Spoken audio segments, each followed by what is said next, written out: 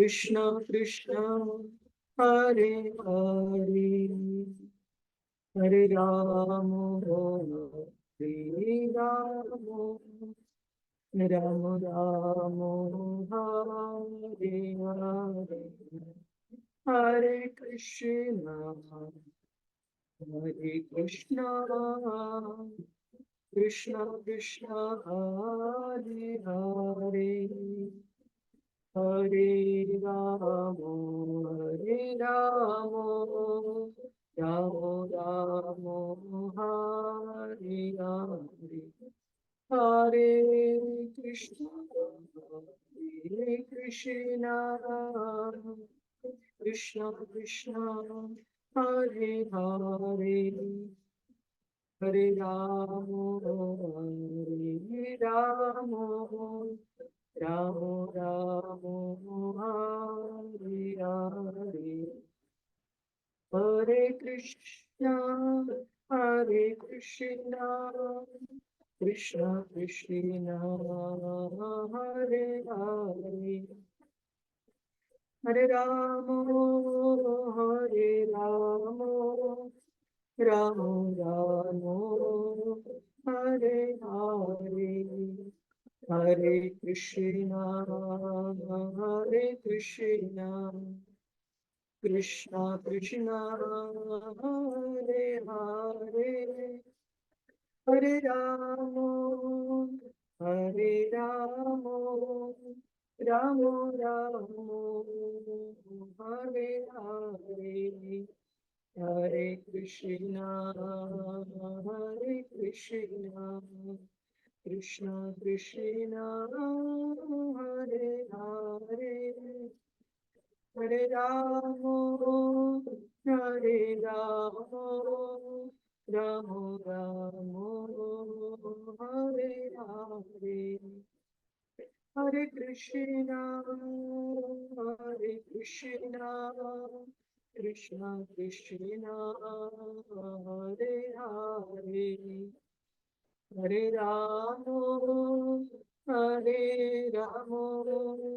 राम राम राम हरे हरे, जय राधा गोविंद राधा गोविंद, श्री राधे राधा गोविंद राधा गोविंद, श्री राधे, जय जगन्नाथ जय जगन्नाथ, जय बलदेव जय सुभद्रा, जगन्नाथ स्वामी नयन पथ गामी, नयन पथ गामी गावतु मे, जय गौरानिताय जय गौरानिताय गौरानिताय, जय गौरानिताय, जय जय प्रभुपाद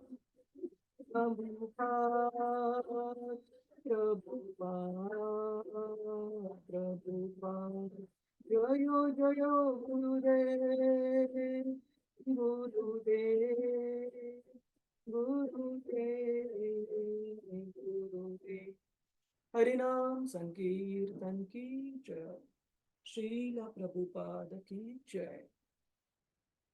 थैंक यू।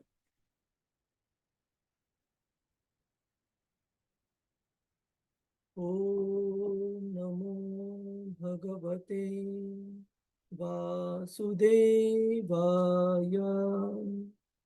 ओम नमो भगवते वासुदेवाय,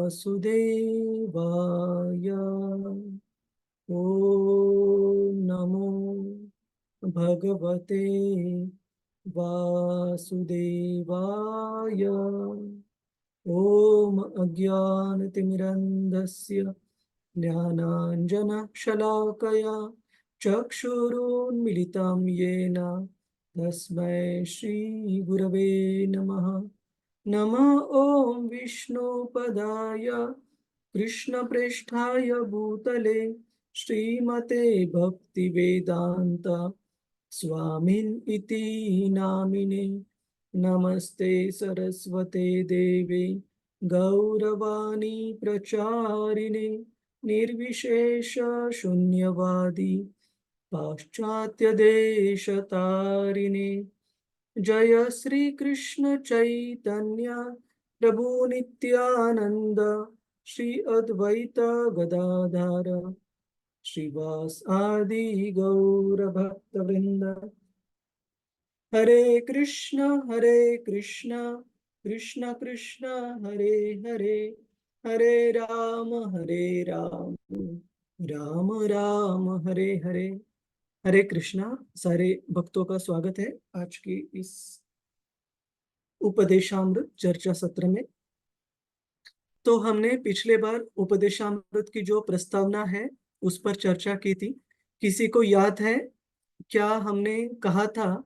श्रील रूप गोस्वामी जी ने ये जो लिखे हैं पुस्तकें, हमने देखा कि श्री चैतन्य महाप्रभु की उनके जो सारे प्रमुख जो शिष्य थे गोस्वामी, उनके लिए आज्ञा थी कि भगवान श्री राधा कृष्ण जी के लीला स्थलियों का पुनरुत्थापन, रीइंस्टेटिंग करे और सारे वैदिक ग्रंथों का सार, वैष्णव जो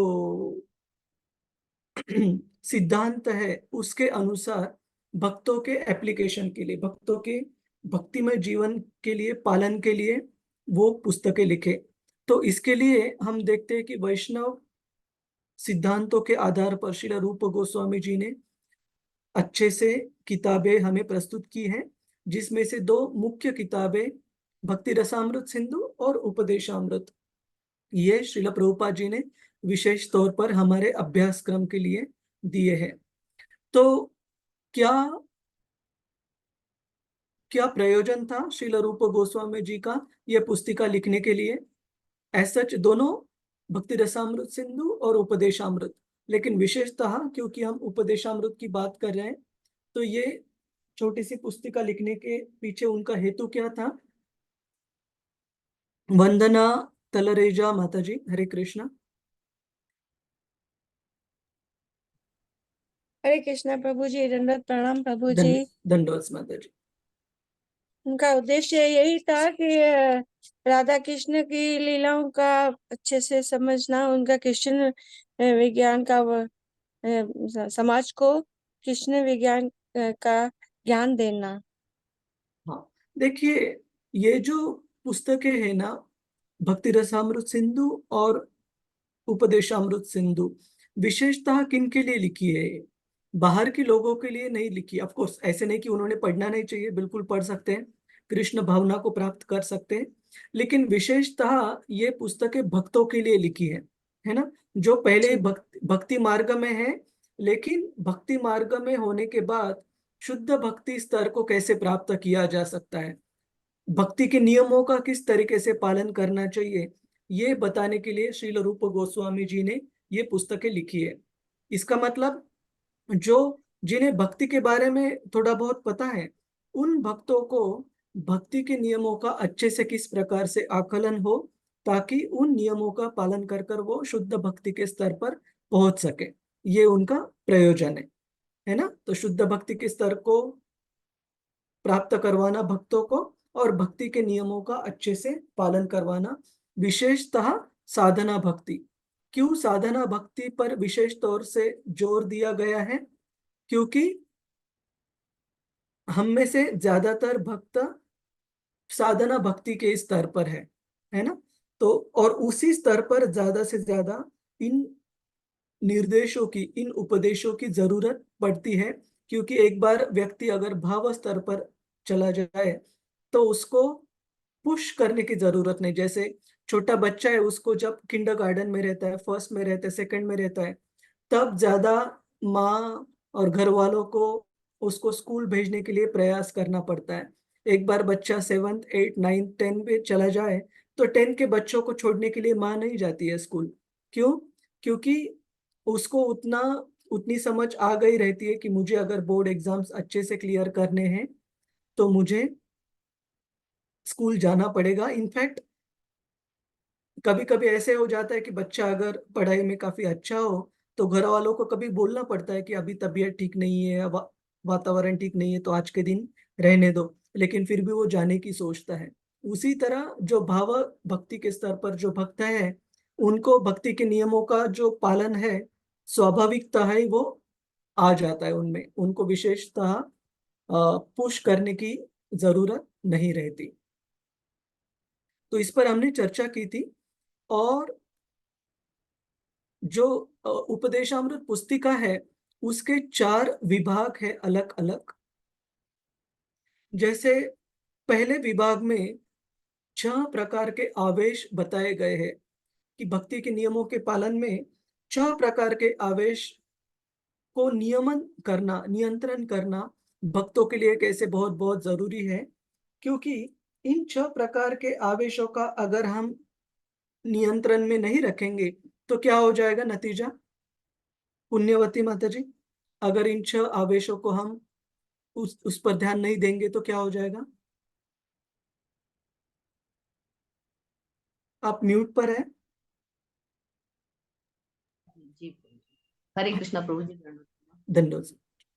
ये 6 आवेश पर यदि हमारा नियंत्रण नहीं होगा तो हम अपनी भक्ति में प्रगति नहीं कर पाएंगे। करेक्ट, प्रगति नहीं करेंगे, हमसे अपराध हो जाएंगे, है ना? अलग अलग जो अपराध है, से भक्तों के प्रति अपराध, सेवा अपराध, हमने कितने प्रकार के सेवा अपराध देखे भक्ति रसामृत सिंधु में? हमने देखे, याद है सेवा अपराध? प्रभु जी 10 सेवा 10 अपराध 32 प्रभु जी। 64। देखिए, जो 64 देखे वो भक्ति के अंग देखे हमने, है ना? उसमें सेवा अपराध सारे के सारे नहीं थे वो, तो 64 अंग, वो उत्तर करेक्ट है। लेकिन हमने फिर नाम अपराध 10 देखे और सेवा अपराध भक्ति रसामृत सिंधु में। तो कहने का मतलब है, इन 6 आवेशों को विशेषतः जो इंद्रिय है उनको अगर हम नियंत्रण में नहीं रखेंगे तो बिल्कुल अपराध होने की बिल्कुल संभावना है। और उसका अंतिम नतीजा, जैसे पुण्यवती माता जी ने कहा, हमारी भक्ति में अधोगति हो जाएगी, प्रगति हमारी रुक जाएगी। तो इन 6 आवेशों को किस तरह से नियंत्रण में रखना है, और फिर भक्ति के लिए जो अनुकूल और प्रतिकूल 6 चीजें कौन सी है, और विशेषतः टाइम एंड अगेन बारंबार श्रील प्रभुपाद जी मध्यम अधिकारी के बारे में बताते हैं। क्यों? क्योंकि एक भक्त को कम से कम कनिष्ठ अधिकारी से मध्यम अधिकारी स्तर पर आने के लिए प्रभुपाद जी जोर देते हैं। भक्ति में अगर आगे बढ़ना है तो हम कनिष्ठ अधिकारी के स्तर पर ही हमें जीवन भर नहीं रहना है, कम से कम मध्यम अधिकारी के स्तर पर आना चाहिए। और उसके लिए इन सारे नियमों का अच्छी तरह से पालन करना बहुत बहुत जरूरी है। और फिर 6 प्रकार के चीजें जो भक्ति के लिए अनुकूल है और 6 प्रकार की चीजें जो भक्ति के लिए प्रतिकूल है। उसके बाद हम देखते हैं कि भक्तों के प्रति आदान प्रदान किस प्रकार से होना चाहिए। और अंत में हम देखते हैं कि अलग अलग जो ब्रजभूमि में जो पूजनीय जगह है उनके बारे में बताया गया है, उनका विश्लेषण है। अंततः राधा कुंड, जो कि कहा गया है कि पूरे ब्रह्मांड का जो केंद्र बिंदु है शास्त्रों के हिसाब से, वो है श्री राधा कुंड। तो उसकी महती वर्णन करते हैं श्रीला रूप गोस्वामी। तो इसके बारे में हम चर्चा करेंगे जैसे आगे बढ़ते हैं। तो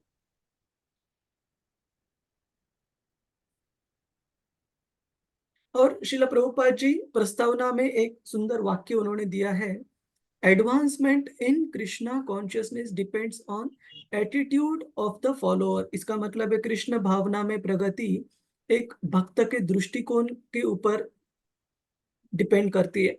इसके उदाहरण में हमने एग्जैक्टली इसी स्टेटमेंट के नहीं, लेकिन कई बार चर्चा की है कि किस प्रकार से श्रील प्रभुपाद जी के समय पर जो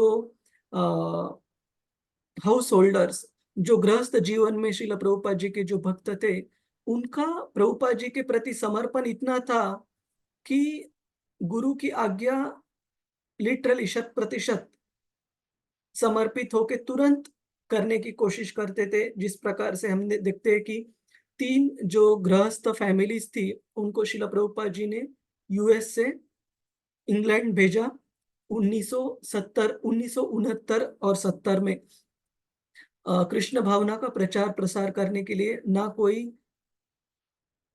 लक्ष्मी की का सपोर्ट था, ना कोई पैसे का सपोर्ट, ना कोई material support in terms of कि कोई पहचान नहीं, कुछ नहीं, लेकिन केवल और केवल श्रील प्रभुपाद जी का भगवान कृष्ण के ऊपर विश्वास और इन भक्तों का श्रील प्रभुपाद जी के प्रति और भगवान कृष्ण के प्रति समर्पण।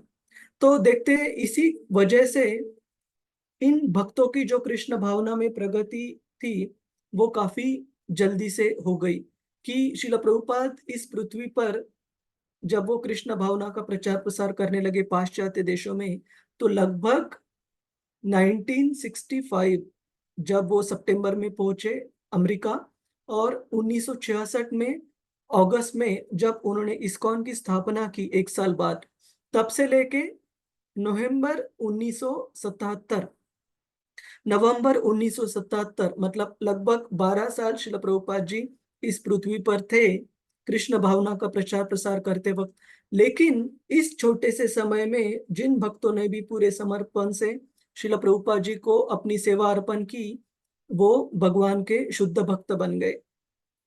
एक एक दो दो साल की उम्र में मतलब भौतिक स्तर पर नहीं, आध्यात्मिक जीवन में एक एक दो दो साल बिताने के बाद ये भक्त कृष्ण भावना का प्रचार प्रसार करने के लिए दूसरे देश भेजे गए जहाँ की कुछ मटेरियल सपोर्ट उपलब्ध नहीं था। क्यों? क्योंकि उनका प्रभुपाद के जी के प्रति समर्पण इतना था। तो भक्ति में प्रगति किस पे डिपेंड करती है, किस वजह से कोई भक्त भक्ति में बहुत जल्दी प्रगति करता है? क्या उत्तर है उसका? गुरु की कृपा। प्रभु जी मनोवृत्ति उनकी, यानी भक्त की मनोवृत्ति। दृष्टि, मनोवृत्ति, और वो मनोवृत्ति ट्रांसलेट होगी उन भक्तों की समर्पण के रूप में, है ना? तो हम हमेशा वो उदाहरण सुनते हैं कि बिरबल की खिचड़ी अगर बहुत दूर अगर ज्वाला रखी है मटके से तो वो कभी पकेगी ही नहीं। उसी तरीके से वो अगर समर्पण है नहीं तो हमारे हृदय का शुद्धिकरण होने में भी काफी समय लगेगा। हम अगर अपने कंफर्ट जोन में रहेंगे तो हृदय के शुद्धिकरण के लिए बहुत समय लगेगा। और श्रील प्रभुपाद जी बताते भी है कि जन्मों जन्मांतर का समय लग सकता है। तो मैं डरा नहीं रहा हूं, लेकिन ये सत्य स्थिति है कि हमारा समर्पण जितना है उसी समर्पण के आधार पर हमारी भक्ति में प्रगति भी डिपेंड करेगी। तो उदाहरण के तौर पर हमने श्रील प्रभुपाद जी के पाश्चात्य देशों के जो भक्तगण हैं उनका उदाहरण दिया। और 1 मिनट दीजिए मुझे, मैं खिड़की बंद करता हूँ, 1 मिनट दीजिए।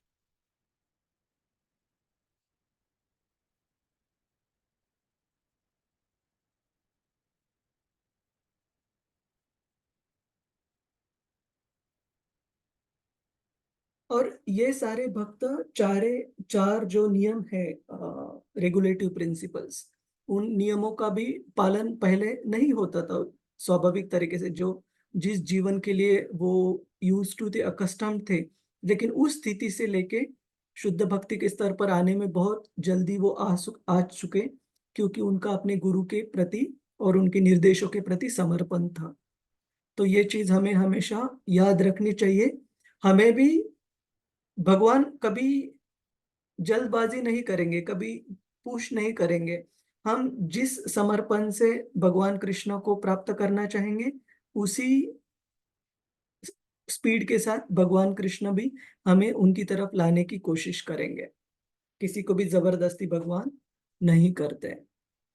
किसी का कोई प्रश्न है इसके ऊपर? प्रभु जी, माता जी, हरे कृष्णा।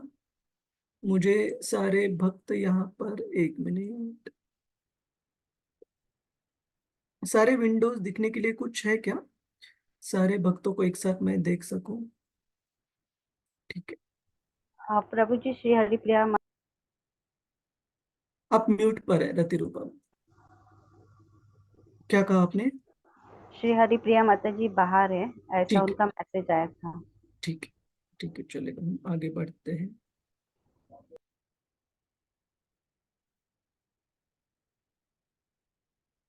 तो इस पर हमने चर्चा की, हम आगे बढ़ते हैं।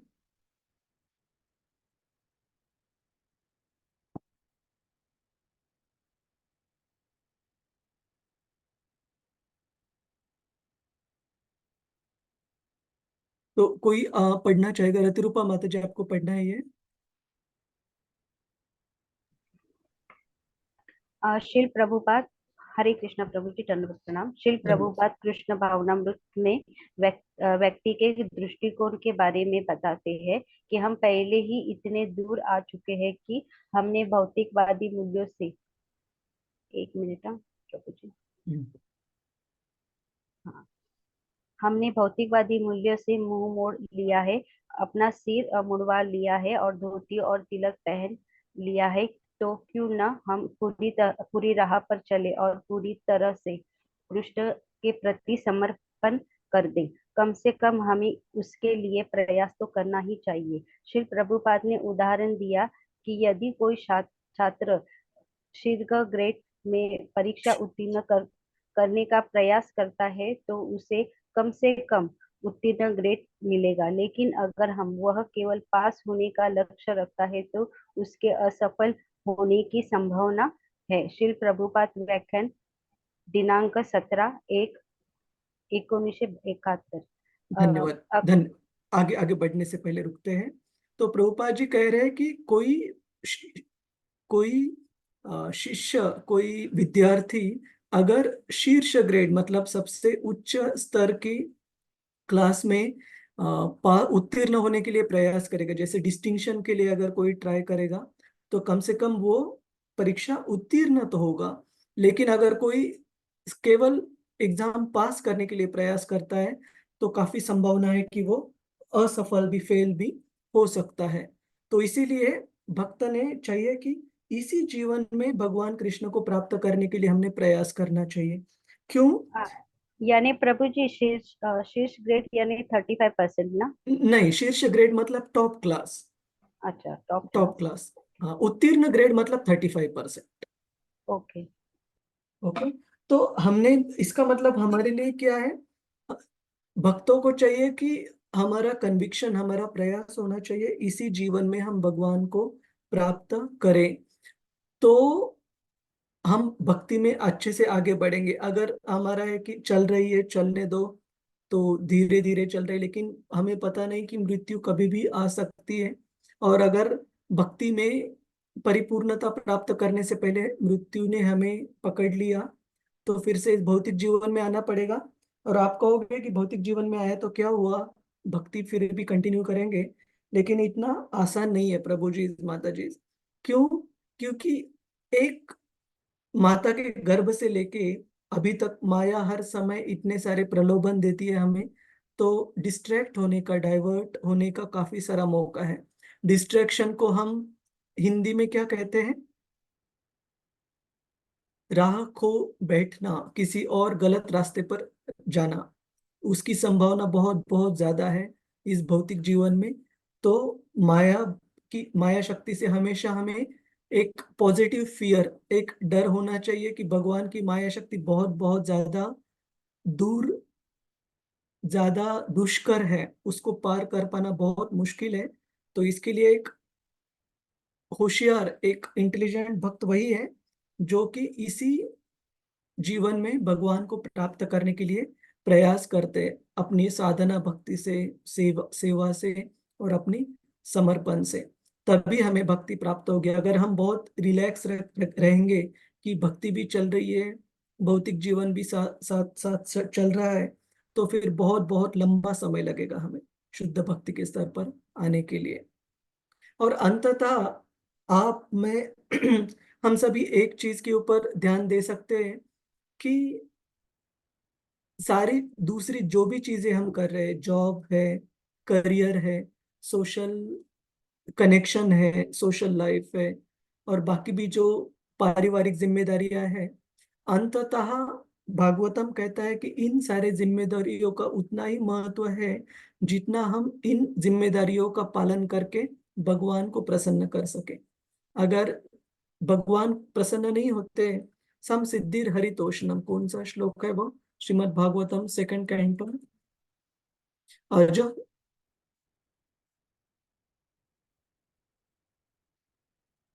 1 to 13।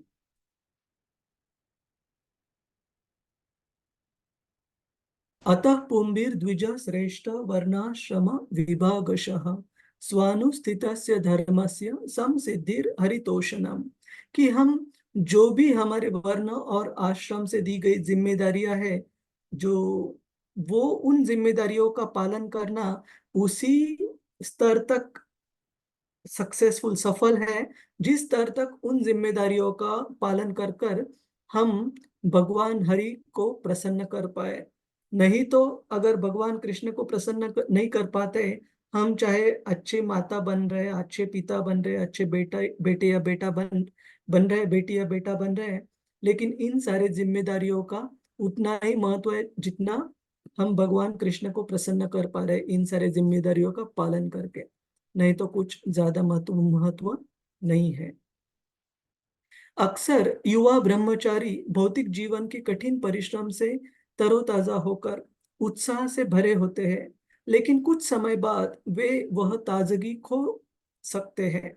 श्रील प्रभुपाद ने कहा कि कृष्ण चेतना में शुरुआती लोगों में थोड़े समय में अपने प्रयासों को शिथिल करने की प्रवृत्ति होती है, लेकिन आध्यात्मिक रूप से आगे बढ़ने के लिए आपको इस प्रलोभन का विरोध करना होगा और लगातार अपने प्रयास और भक्ति को बढ़ाना होगा।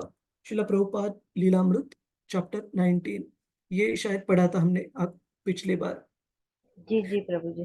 कि देखते हैं हम भगवान कृष्ण क्या करते हैं कि हम भक्ति में शुरू में आते हैं तो हमें शुरू में एक बूस्टर मिलता है भगवान से, एक भक्ति की शक्ति मिलती है जिससे जो उत्साह रहता है वो हमारा एकदम टॉप क्लास रहता है।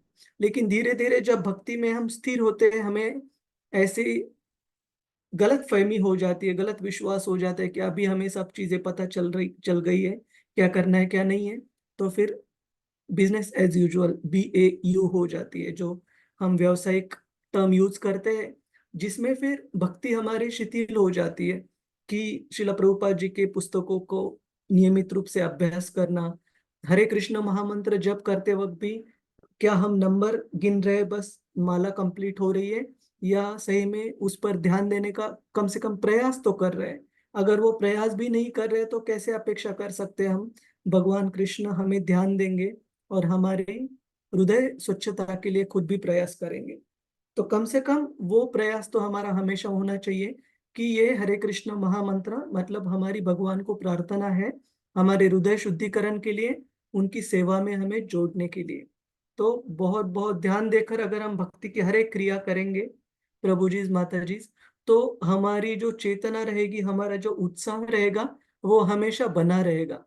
और श्रील प्रभुपाद जी के जो गुरु महाराज है भक्ति सिद्धांत सरस्वती ठाकुर प्रभुपाद, वो कहते हैं कि जो भक्त जिनके पास उत्साह नहीं है वो भक्त is a dead in devotional service, वो मृत्युशैया पर है भक्ति के। क्यों? क्योंकि बिना उत्साह के भक्ति में आगे प्रगति करना बहुत बहुत ज्यादा मुश्किल है। और आगे के हम दूसरे श्लोक में देखेंगे किस प्रकार से श्रील रूप गोस्वामी जी भी जो अनुकूल गुण है भक्ति के लिए उसमें उत्साह को सबसे पहली प्राथमिकता देते हैं। प्रभु जी आपने BAUA बोला, वो BAU, किस? हाँ BAU ये बिजनेस में यूज करते। BAU का मतलब है business as usual. Business as usual मतलब कि रोज का व्यवहार चल रहा है ना, चलने दो, ऐसे वो mentality. Okay okay. Hare Krishna. धन्यवाद। और प्रभुपाद जी कहते हैं कि आरामदायक जीवन और दिव्य अनुभूति में पूर्णता की प्राप्ति एक साथ नहीं चल सकती। इसका मतलब क्या है कि भक्ति में प्रगति करनी है तो हमें थोड़ा सा हमारे जो टारगेट्स है, सेवा के टारगेट्स, वो जो हम करते हैं उससे थोड़े आगे हमेशा रखने चाहिए।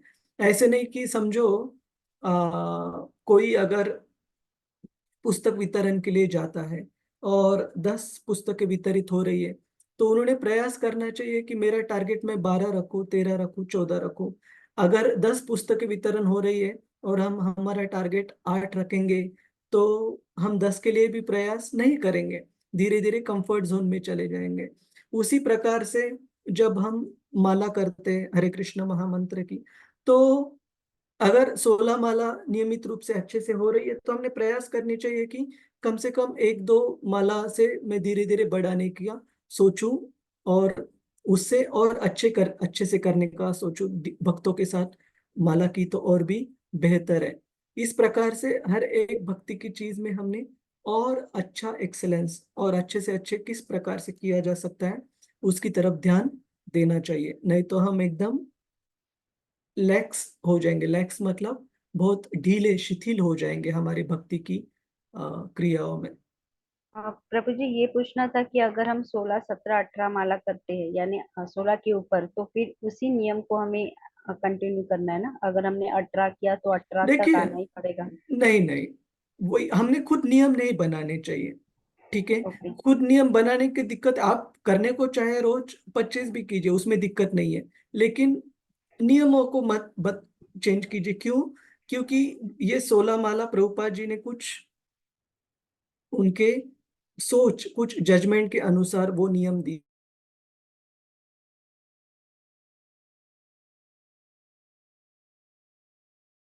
तो प्रभु बिल्कुल जी, आप प्रयास कर सकती हैं, और आप खुद के लिए कम आपका 25 के ऊपर करने का प्रयास करूंगी। और ऐसे कुछ भक्त हैं आपको, इस्कॉन मैंगलोर में ही एक माता जी है, मुझे बहुत प्रेरणा मिलती है उनसे, रश्मि माता जी। उनका दीक्षित नाम क्या है? राधिका, राधिका रति। नहीं नहीं, आपने बताने के बाद मुझे याद आ जाएगा अगर आपको पता है। लेकिन वो 64 माला करती है रोज, इस्कॉन मैंगलोर से एसोसिएटेड है, मैंगलोर में निवास करती है माता जी। तो मैं जब गया था अप्रैल में, पिछले अप्रैल में क्लास के लिए, तो मैंने उनसे काफी विस्तार से चर्चा की थी, उनके साथ, उनकी माँ के साथ। तो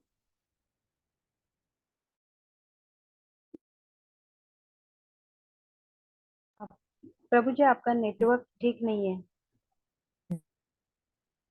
वो हरे माता कृष्णा। जी, उनकी बेटी है अराउंड। प्रभु जी आवाज आ रही है आवाज अभी? नहीं आ रही है। हाँ प्रभु जी, आपका नेटवर्क गया। हरे कृष्ण, थोड़ा सा समय दीजिए, हाँ। थोड़ा सा समय दीजिए और प्रार्थना करने दीजिए मुझे, और कुछ नहीं कर सकते उसको। हरे कृष्णा, हरे कृष्णा, कृष्णा कृष्णा हरे हरे, हरे राम, राम राम हरे हरे। आवाज आ रही है अभी? जी प्रभु जी, आवाज आ रही है। ठीक है, तो अभी ऐसी इसी तरह कंटिन्यू करते थोड़ी देर तक। मैं कह रहा था कि आप हरे कृष्ण महामंत्र का जप, माला के नंबर्स बढ़ा सकते हैं, और खुद के लिए प्लान कर सकते हैं, मैं कम से कम इतना करने की कोशिश करूंगी या करूंगा। लेकिन उसको एक प्रामाणिक नियम के रूप में मत लीजिए, नहीं तो फिर अगर कभी वो पालन नहीं हो पाता है तो आपको उसमें डिस्करेज हो जाएगा, डिस्करेजमेंट। ठीक है माता जी? जी जी प्रभु जी, धन्यवाद।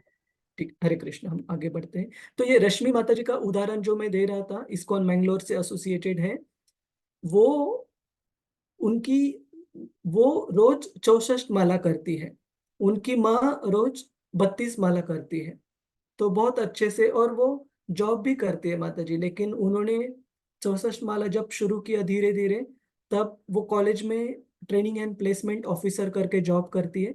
तो उन्होंने कॉलेज वालों के साथ ये तय कर लिया कि थोड़ा सा कम सैलरी लेंगी, लेकिन जो जॉब है वो अराउंड 5-6 घंटे ही मैक्सिमम करेंगी, ताकि वो बाकी समय भगवान कृष्ण की सेवा के लिए व्यतीत कर पाए। और बहुत जोर से भक्ति शुरू है, मतलब माला बहुत अच्छे से रोज करती है, वो सुबह 3 बजे हाँ प्रभु जी, उठकर। रश्मि भंडारी माता जी ना?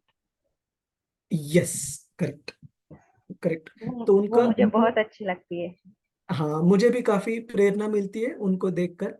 तो कहने का मतलब है कि वो भक्ति के मार्ग पे गाड़ी चला रही है 120 की स्पीड से, है ना? तो हमसे वो 120 की स्पीड नहीं होती, तो कम से कम 60 की स्पीड से चलाने की हमने कोशिश करनी चाहिए, है ना? हरे कृष्ण। जी कृष्ण जी मोहिनी माता जी। हरे कृष्ण प्रभु जी। हरे कृष्ण, यस प्रभु जी, माता जी। प्रभु जी जैसे ये नया साल आया तो इसमें हमने कुछ रेजोल्यूशंस किए थे। मैंने अपना रेजोल्यूशन रखा कि अभी 16 राउंड तो करते ही है, कम से कम उतना करना चाहिए। मैंने 2 राउंड बढ़ा के करने का मतलब ये किया कि 2 राउंड एक्स्ट्रा हमेशा करूंगी। तो अभी बहुत जैसे अच्छा आपने है माता बताया, जी। हाँ, तो इसमें थोड़ा सा कंफ्यूजन हो रहा है प्रभु जी, उसको मतलब समझ नहीं आया, कभी नहीं हो पाए तो ऐसा कि और अच्छे से समझा नहीं, सकते हो, ऐसा करना देखिए सही? बिल्कुल अच्छा है माता जी,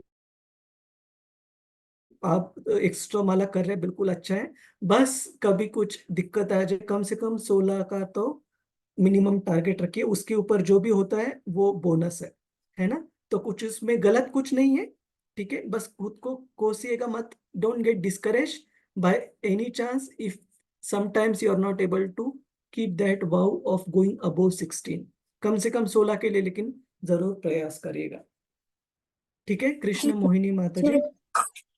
जी प्रभु जी, हरे कृष्ण। और आपको और एक उदाहरण देता हूँ, लंदन में भी एक भक्त को मैं जानता हूँ, भावा भक्ति माता जी, और उनके हस्बैंड है जय निताय प्रभु। तो माता जी इतनी सिंसियर है, गंभीर है, भक्ति में प्रामाणिक है और बहुत उत्साही है कि कब से, जब से मैं उनको जानता हूँ 2007 से या उससे थोड़ा पहले, कब तब से लेके माता जी हर रोज 20 माला हरे कृष्ण महामंत्र का जप करती है, और एक वन सिटिंग। तो ये बहुत क्या कहते हैं, इंस्पायरिंग है, बहुत प्रेरणादायक है बाकी सारे भक्तों के लिए भी।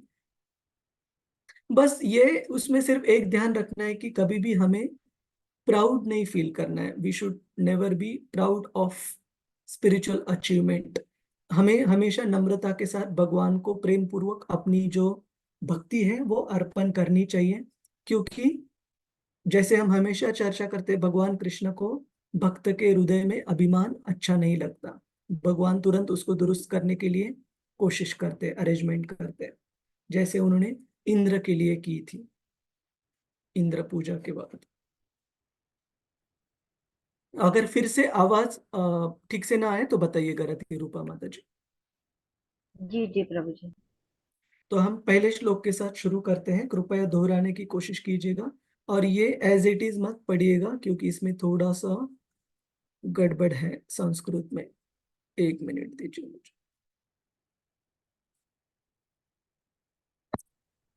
यहां से पढ़ते हैं। हरे कृष्णा प्रभु जी, दंडवत प्रणाम। हरे 41 कृष्ण। राउंड तो मैं भी करती। नहीं, अच्छी बात है माता जी, वही, लेकिन देखिए ये करते वक्त नम्रता बहुत जरूरी है ना? क्योंकि अगर हम अभिमान से करेंगे तो फिर भगवान कृष्ण वो ऑफरिंग हमारी स्वीकार नहीं करेंगे। तो बहुत बहुत अच्छा है, कंटिन्यू करते रहिएगा। हरे कृष्ण। यह है कि मंगल आरती होने से पहले 60 राउंड कर लेती हूँ, फिर मंगल आरती होने के बाद हमारे भक्तों के साथ इस्कॉन मैंगलोर में और एक, इस्कॉन मैंगलोर में भी एक, उप्स, फिर से आवाज थोड़ी जी आवाज जी आपकी बहुत गड़बड़ हो रही है। है। इस्कॉन प्रभु मैंगलोर में, मंगलम माता जी भी करती है। हाँ हाँ, मंगला माता जी करती है। और इस्कॉन मैंगलोर में भी एक रेसिडेंट भक्त है, ब्रह्मचर्य आश्रम में रहते हैं, वरिष्ठ भक्त हैं, उनका नाम मुझे याद नहीं अभी, वो भी 32 माला हर रोज करते हैं। तो बहुत अच्छा है, हमने प्रेरणा जरूर लेनी चाहिए, लेकिन कभी भी भक्ति में स्पर्धात्मक भाव नहीं होना चाहिए, ईर्ष्या नहीं होनी चाहिए, और अभिमान भी नहीं होना चाहिए, क्योंकि ये सारी चीजें फिर हम हमारी जो भगवान के प्रति भक्ति की ये जो ऑफरिंग ऑफरिंग को हम हिंदी में, ये जो हमारे प्रेम का भगवान को भोग चढ़ा रहे हैं हम, वो भोग भगवान स्वीकार नहीं करेंगे अगर हमारे हृदय में अभिमान की भावना या ईर्ष्या की भावना आ जाती है, तो उस पर थोड़ा ध्यान रखना चाहिए। हरे तो कृष्ण चाहिए प्रभु जी। आगे।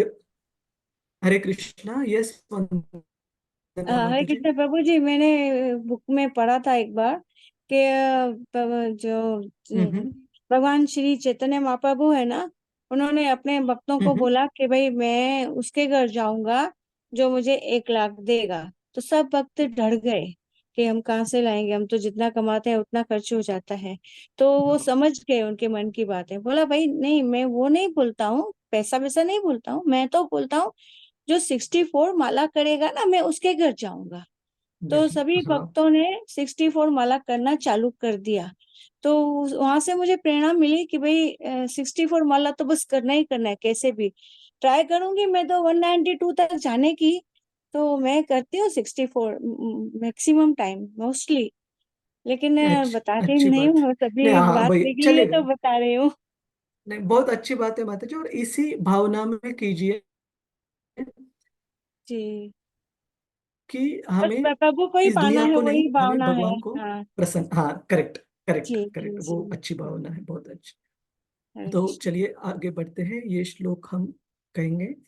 वाचो वेगम मनसा क्रोध वेगम, वाचो वाचो वेगम मनसा क्रोध वेगम, जीवा वेगम उदरोपस्थ वेगम, जीवा जिह्वा वेगम उदरोपस्थ वेगम, ए- एतान् वेगान्यो विषहेत धीरः, एतान् वेगान् यो विषहे धीरा सर्वाम् अपि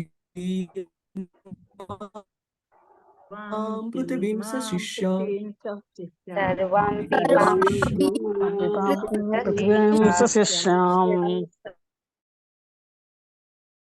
यहाँ पर श्रील रूप गोस्वामी कहते हैं, वह धीर व्यक्ति के वेग को, मन की मांगों को, क्रोध की क्रियाओं को तथा जीभ, उदर एवं जननेन्द्रिय आदि इनके वेगों को सहन करता है, वह सारे संसार में शिष्य बनाने के लिए योग्य है।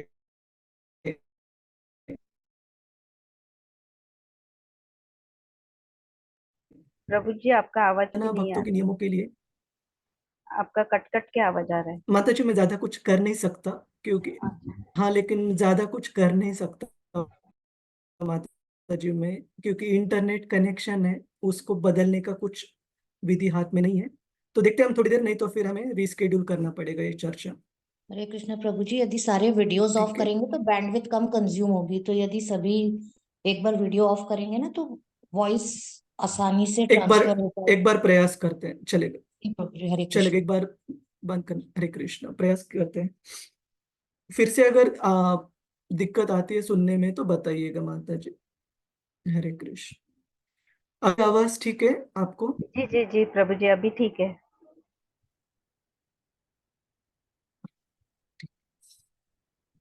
तो भक्तों के लिए जो भक्ति के नियम अलग अलग बताए गए हैं, उसमें से सबसे पहले जो नियम उपदेशामृत सिंधु में बताते हैं, वो है 6 प्रकार के। और यहाँ पर श्रील प्रभुपाद जी इन 6 प्रकार के आवेशों के बारे में विशेष रूप से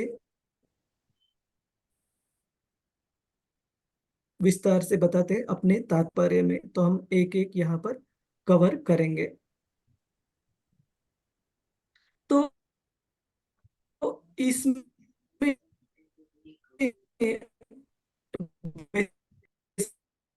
बेसिकली, हरे कृष्ण, के शुरू में जब महाराज परीक्षित पूछते हैं कि छठे अध्याय के शुरू में जब महाराज परीक्षित पूछते हैं कि 5वें स्कंद में दिए गए अलग अलग पाप में जो नरकी पापों से बचने की विधि, श्रील शुकदेव गोस्वामी सबसे पहली बताते हैं प्रायश्चित्त की विधि, क्योंकि वो अपने शिष्य को, महाराज परीक्षित को टेस्ट करना चाहते हैं कि कितने गंभीर है वो भक्ति की विधि को समझने के लिए। लेकिन जब प्रायश्चित्त की विधि श्रील शुकदेव गोस्वामी बताते हैं, तो परीक्षित महाराज उसको स्वीकार नहीं करते, ये कहकर कि प्रायश्चित्त की विधि से जो पाप करने की प्रवृत्ति है वो कभी दूर नहीं हो जाती। व्यक्ति पाप के कर्म फलों से मुक्त हो जाएगा प्रायश्चित्त की वजह से, लेकिन पाप करने की प्रवृत्ति दूर नहीं होगी। तो और उदाहरण देते एक हाथी का, जो कि नदी में नहाता है और किनारे किनारे पे आके तुरंत रेती में अपने आप को, रेती को अपने ऊपर फेंक लेता है, तो फिर नहाकर इतना स्वच्छ होने का कोई उपयोग नहीं है। उसी प्रकार से जो व्यक्ति प्रायश्चित करता है, प्रभुपाद जी उदाहरण देते हैं कि चर्च में जाके वो देखते थे काफी बार अलग अलग लोग जो प्रीस्ट रहते थे उनको पादरी उनके पास जाकर प्रायश्चित्त के लिए कुछ धनराशि प्रस्तुत करते थे और जो पापमय कृत्यों के कर्मफल है उनके लिए मतलब माफी मांगते थे कि ताकि वो कर्मफल न प्राप्त हो। लेकिन ये जो उनकी प्रायश्चित्त करने की विधि थी, एवरी संडे जब वो प्रार्थना स्थल पर जाते थे वो शुरू रहती थी, रिपीट होती थी। उसी प्रकार से यहाँ पर परीक्षित महाराज कहते हैं कि वो पाप को रोकने की विधि सही नहीं है प्रायश्चित। तो फिर भक्ति के बारे में शील शुकदेव गोस्वामी बताना शुरू करते हैं कि भक्ति ना तो केवल कर्म फलों से छुटकारा देती है, लेकिन पाप करने की जो प्रवृत्ति है उसको भी भक्ति पूरी तरीके से मिटा देती है, शुद्ध कर देती है।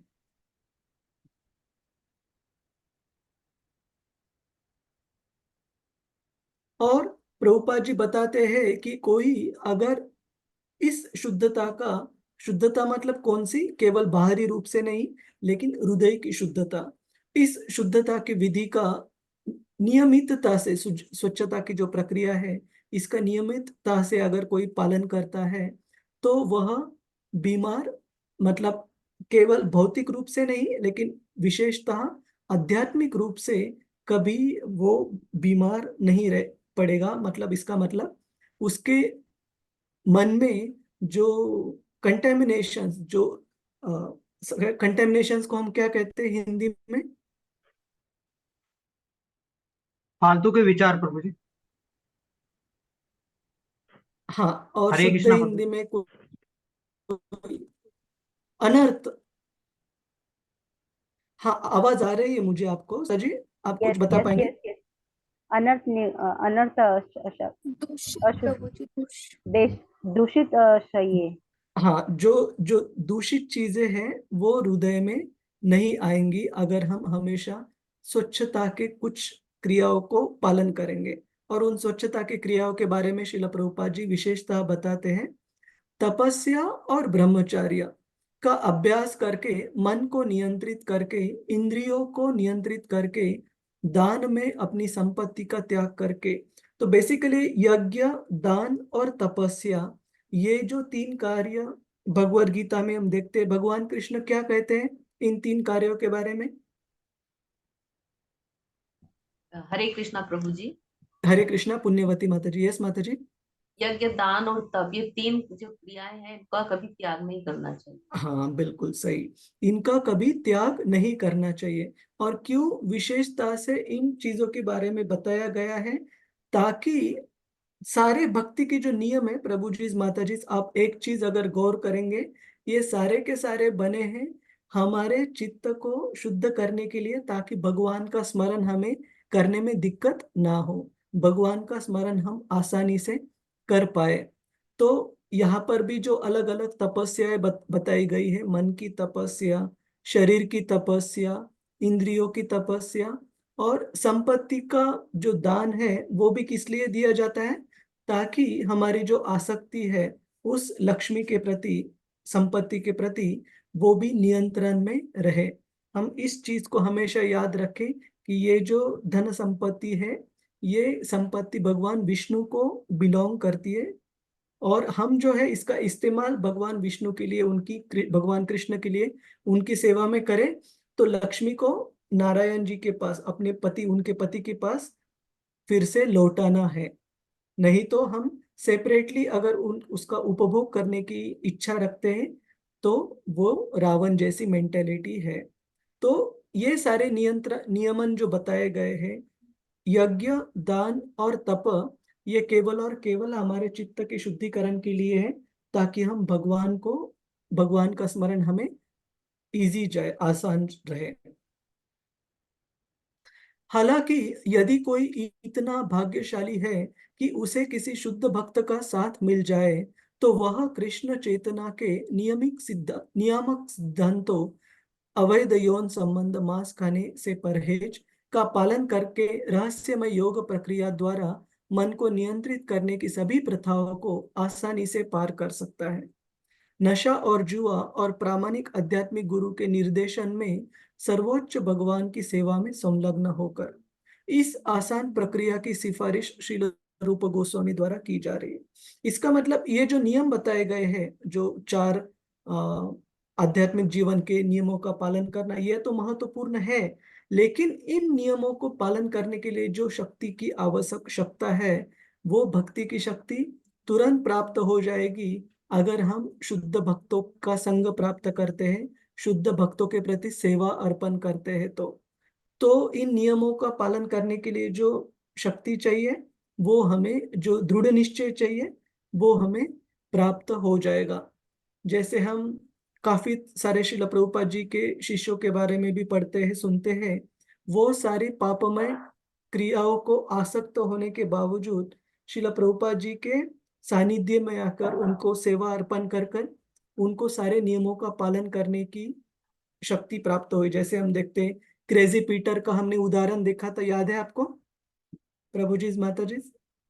उस पर चर्चा की थी हमने, है ना, कि किस तरीके से ये जो क्रेजी पीटर थे प्रभु, ये उनके पहले जीवन में कृष्ण भक्ति में प्रगति करने से पहले किस तरीके से अलग अलग नशापान वाले चीजों को आसक्त थे और हमेशा होश में भी नहीं रहते थे, लेकिन धीरे धीरे भक्तों के संग में रहकर और प्रभुपाद जी की कृपा के कारण, जब प्रभुपाद जी ने मना किया भक्तों को उनको मंदिर से बाहर करने के लिए, तो प्रभुपाद जी की कृपा और भक्तों का संग, इससे धीरे धीरे उनकी जो रुचि थी इन नशापान वाली चीजों को लेकर, वो धीरे धीरे कम हो गई और वो महान भक्त में परावर्तित हो गए, महान भक्त बन गए कृष्ण कृथा प्रभु।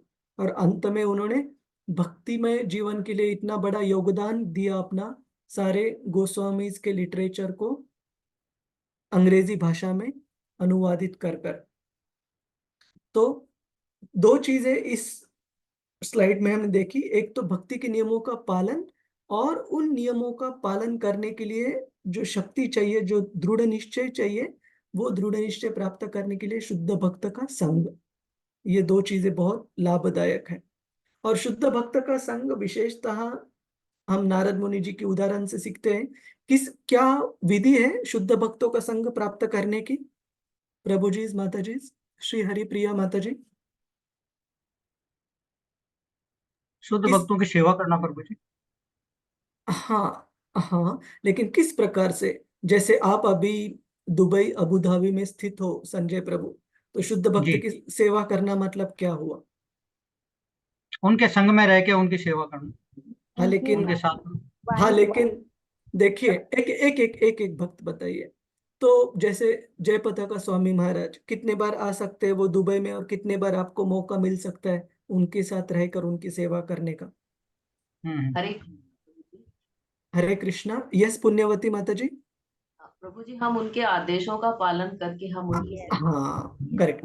तो जैसे रति रूपा माता जी ने भी कहा कि उनकी जो वाणी है, उनके आदेशों का अगर हम याद कर कर वो पालन करने की कोशिश करेंगे, भगवान उसको डायरेक्टली आपकी उस शुद्ध भक्त के लिए समर्पण और सेवा के रूप में उसको स्वीकार करेंगे, और आपको जो भी फल मिलने हैं अपने हृदय शुद्धिकरण के हिसाब से, उस सेवा से, उस संग से वो तुरंत प्राप्त हो जाएंगे। ठीक है संजय प्रभु जी? जी प्रभु जी, हरे बाकी कृष्णा, धन्यवाद प्रभु। अरे, बहुत बहुत आसान विधि है जिससे कि आप कहीं भी रहकर भी शुद्ध भक्त का संग प्राप्त कर सकते हैं। 2 चीजें करनी है, उनकी वाणी से निकले गए जो भी निर्देश है उनको नोट डाउन करना है और उनका पालन करने की कोशिश करनी है, तो संग अपना अच्छे से हो जाएगा। हरे कृष्ण।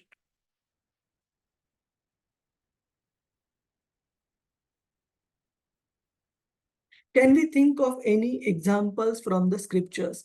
कोई हम उदाहरण सोच सकते हैं शास्त्रों में से जिन्होंने भक्ति के नियमों का पालन करके अपनी कृष्ण भक्ति में प्रगति की? किसी भक्त का उदाहरण सोच सकते हैं हम? वैसे काफी उदाहरण है। एक उदाहरण जो मुझे याद आ रहा है, श्रीमद् भागवतम स्कंद 6 से अजामेल का उदाहरण।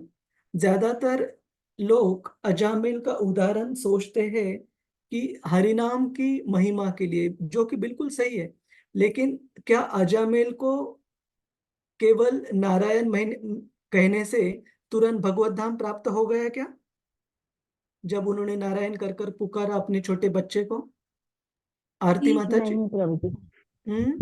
नहीं, नहीं। सिर्फ भगवत धाम नहीं नहीं प्राप्त नहीं हुआ। हाँ, अलग अलग भक्तों को बताने के लिए मौका दे। आरती माता जी, नहीं प्रभु जी। क्या करना पड़ा फिर उनको बाद में? जब उन्होंने नारायण नाम से अपने बच्चे को पुकारा और बुलाया तब जी प्रभु जी। जब विष्णु दूत आए, उन्होंने तो केवल और केवल यमदूतों को रोका। मतलब जी अ- प्रभु जी। अजामिल को उ- नरक लोग, हाँ बताइए। उनकी जो नारायण जी के जो दूत थे और जो यम दूत थे, उनमें आपस में फाइट हुई। तब उन्होंने कहा कि कुछ भी हो, बहरहाल इसने तो हमारा ही नाम लिया है, तो इसलिए नारायण दूत उनको अपने साथ ले जाकर के भगवत धाम पहुंचाए। तुरंत नहीं लेकर गए, तो वही बात मैं हाँ कहने का, जी हाँ, प्रभु जी। तुरंत नहीं लेकर गए, केवल उनको और एक मौका दिया गया अपने आप को सुधारने का। करेक्ट। तो लेकिन जी जब जब विष्णुदूतों ने अजामिल को बचाया यमदूतों से, यमदूत जब उनको लेकर जबरदस्ती लेकर जाने वाले थे नरक लोक, और उसके बाद अजामिल अपने senses, he came to his senses, उनको पता चल गया कि अरे बाप रे, इतनी बड़ी अनहोनी होते होते बच गई कि मुझे नरक लोक जाना पड़ता। यमदूत मुझे जबरदस्ती लेकर जा रहे थे, लेकिन इस हरिनाम ने मुझे बचाया नरक लोक जाने से।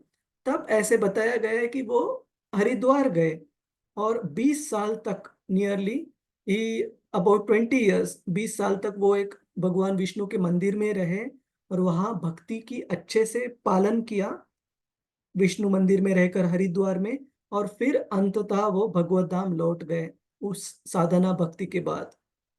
तो कहने का मतलब है कि इन भक्ति के नियमों का पालन कर कर परिपूर्णता प्राप्त किए हुए काफी सारे उदाहरण है। एक अजामिल का उदाहरण है, दूसरा वाल्मीकि जी का उदाहरण है, जिन्होंने, जो नारद मुनि जी ने उनको नाम दिया था भगवान का नाम जप करने के लिए, क्योंकि उनके पापमय कृत्य की वजह से, कर्म फलों की वजह से वो राम का नाम नहीं ले पा रहे थे। तो नारद मुनि जी ने उनको मरा कहने के लिए कहा कि टू रिमेम्बर डेथ, मरा मरा मरा मरा। तो मरा राम में परावर्तित हो गया और उनका हृदय शुद्धिकरण हो गया। तो इस तरीके से हम देखते हैं कि अलग अलग काफी सारे भक्तों के उदाहरण हैं जिन्होंने इन भक्ति मार्ग के नियमों का पालन कर कर भक्ति में परिपूर्णता प्राप्त की। क्लियर है माता जी, इस प्रभु जी? तो हमने दो चीजें देखी कि नियमों का पालन करने का फायदा क्या, और इन केवल नियमों से हमें भक्ति नहीं मिलने वाली, नियमों के साथ क्या जरूरी है? भगवान को प्रसन्न करना, भगवान के शुद्ध भक्तों को प्रसन्न करना, और विशेष रूप से भगवान के शुद्ध भक्तों का संग प्राप्त करना। तो अगर हम भगवान के शुद्ध भक्तों के वाणी को सुनेंगे, उनके निर्देशों का पालन करेंगे, तो हम स्वाभाविकता भगवान को प्रसन्न करेंगे और हमें भक्ति में आगे बढ़ने के लिए मदद होगी। और इन भक्ति के नियमों के पालन से परिपूर्णता हासिल करने वाले भक्तों में हमने अजामिल का उदाहरण देखा और वाल्मीकि का उदाहरण देखा। वैसे बहुत सारे उदाहरण उपलब्ध हैं, मृगारी और बाकी भी हैं, और ध्रुव महाराज।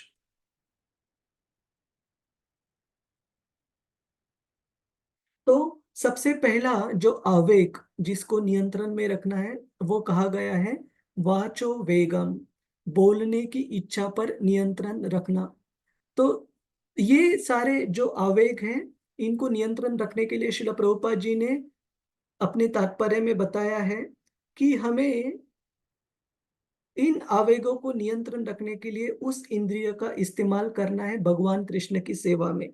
केवल माया की सेवा में उस इंद्रिय को रोककर पर्याप्त नहीं है, लेकिन उस इंद्रिय को भगवान की सेवा में एंगेज करना बहुत बहुत जरूरी है। और ये जो श्लोक यहाँ पर दिया गया है स्लाइड पर, ये जस्ट कोइंसिडेंस है कि भक्ति वैभव सेशन में आज ही हमने इस श्लोक के ऊपर चर्चा की, तो बहुत अच्छा श्लोक है, हम इसको गाएंगे एक बार। तो एक बार ये पढ़ेंगे। आरती माता जी, आपको पढ़ना है ये। जी प्रभु जी, हरे कृष्णा, दंडवत हरे प्रणाम। कृष्ण, धन्यवाद माता जी। हाँ, बोलने की इच्छा पर नियंत्रण रखना। कृष्ण कथा की सकारात्मक प्रक्रिया बोलने की प्रक्रिया को परम भगवान श्री कृष्ण की महिमा में संलग्न करना। इस प्रकार जीव भगवान के नाम, रूप, गुणों और लीलाओं की महिमा कर सकती है। कृष्ण कथा का उपदेशक हमेशा मृत्यु के चंगुल से परे होता है। बोलने की इच्छा को नियंत्रित करने का यही महत्व है। The nectar of instruction, page 5। न यद वचस चित्र पदम हरेर यशो जगत पवित्रम प्रगणित कहिंचित तद्वायशम तीर्थम अनुशंति मानसा न यत्र हंसा निर्मंत्यु शिक्षा। जो शब्द भगवान की महिमा का वर्णन नहीं करते, जो अकेले ही संपूर्ण ब्रह्मांड के वातावरण को पवित्र कर सकते हैं, उन्हें संत लोग कौवों के तीर्थ के समान मानते हैं। चूंकि सर्वसिद्ध व्यक्ति दिव्य धाम के निवासी हैं, इसलिए उन्हें वहां कोई आनंद नहीं मिलता। धन्यवाद। 1.5.10। हरे कृष्णा, दंडवत प्रणाम। धन्यवाद माता जी। तो यहाँ पर बताया गया है, जो वाचो वेगम, बोलने की जो प्रवृत्ति है उसको नियंत्रण करने का क्या तरीका है।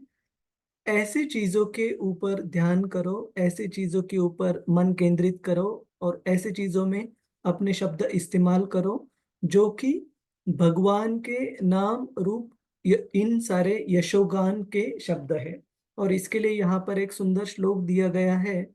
श्रील नारद मुनि जी के श्रील व्यासदेव जी के साथ जो वार्तालाप हो रहा है श्रीमद् भागवतम पहले स्कंद में, क्योंकि श्रील व्यासदेव जी के मन में इतने सारे वैदिक ग्रंथों की रचना करने के बावजूद उनके मन में संतुष्टि नहीं, असंतुष्टता है। तो उसके उपाय में नारद मुनि यहाँ पर समझाते हैं उनको कि न यत वचा वचस चित्र पदम हरेर यशो। चित्र पदम को कहा गया है भागवतम में कि बहुत पोएटिक, काव्यात्मक, बहुत डेकोरेटिव। डेकोरेटिव मतलब काफी अलंकारित भाषा में अलग अलग भौतिक वांग्मय लिखे रहते हैं। काफी काव्यात्मक भाषा में अलग अलग भौतिक वांग्मय लिखे जाते हैं। लेकिन अगर उस अलंकारिक भाषा में लिखे गए वांग्मयों में हरेर यशो, भगवान के यशो कीर्ति के बारे में अगर चर्चा नहीं होती है, तो इस प्रकार के वांग्मय, इस प्रकार का जो लेखन है, केवल और केवल ऐसे ही जीवों को आकर्षित करेगा जिनकी मानसिकता कौवों के जैसी रहती है। कौवे कौन सी जगह पर आकर्षित होते हैं? कभी भी जो गंदी जगह पर है, जहां पर कचरा, कूड़ा एक साथ रखा हो, उस जगह पर बहुत आकर्षित हो जाते हैं। लेकिन वो कभी भी स्वच्छ जगह पर आकर्षित नहीं होंगे। जैसे हमने कभी कौवे को किसी सुंदर उद्यान में अगर छोड़ा, तो वो कौवा चक्कर लगा कर जो ट्रैश बिन है, जहाँ की सारा कचरा फेंका जाता है, उस जगह को जरूर ढूंढ निकालेगा और उसी जगह पर बैठकर कुछ खाने की चीज है क्या वो ढूंढने की कोशिश करेगा। क्यों?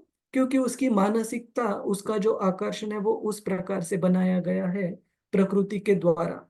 लेकिन जो भक्त है, उनकी तुलना की गई है न यत्र हमसा निरम निरमंत्यु शिक्षयः। हमसा मतलब स्वंस। जो हंस पक्षी रहता है वो हमेशा तालाब, स्वच्छ तालाब में निवास करता है। और हंस का और एक गुण रहता है, वो सारग्राही रहता है। कैसे कहा जाता है कि दूध और पानी को अगर एक साथ मिलाया जाए तो उस मिश्रण से भी ये हंस केवल और केवल दूध को स्वीकार कर सकता है, दूध को ले सकता है, पानी को वैसे के वैसे ही रखकर। उसी तरह के तरीके से किसी भी परिस्थिति में भक्त सारग्राही रहते हैं। मतलब एक जगह से जो अच्छी चीज है, गलत जगह से भी अच्छी चीज को स्वीकार करने में कभी हिचकिचाते नहीं है। और जिसके लिए श्रील प्रभुपाद जी श्रीमद् भागवतम के अपने तात्पर्य में एक उदाहरण देते कि गंदी जगह पर भी कभी अगर गोल्ड, सोना मिला तो हम उसको ले लेंगे, बाद में उसको धो सकते हैं, लेकिन उसका इस्तेमाल कर सकते हैं, हम कभी हिचकिचाएंगे नहीं। तो वो एक भक्त की मानसिकता रहती है, एक हंस की तरह सारग्राही।